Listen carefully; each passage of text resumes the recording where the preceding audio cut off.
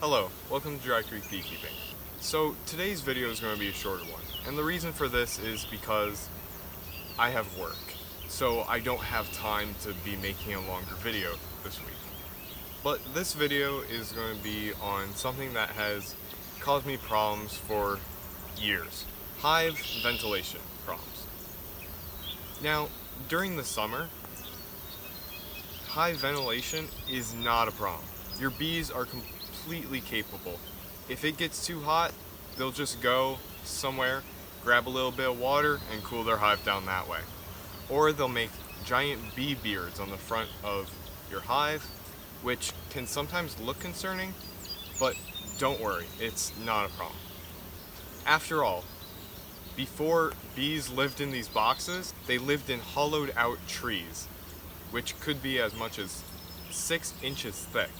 So you don't have to worry about them overheating. Now, the real problem comes when it's winter.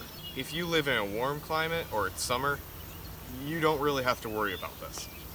But it's a good thing to know, just in case it ever does get cold.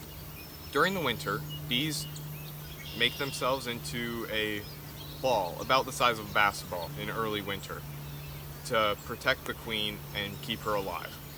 By the end of winter, depending on where you live, of course, it could get down to only the size of a baseball. During this time, there will be moisture building up in the hive. And that's the real problem.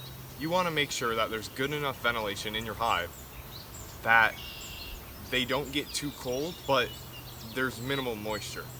And the best way to prevent that moisture from being in the hive is to put your hive at the right angle.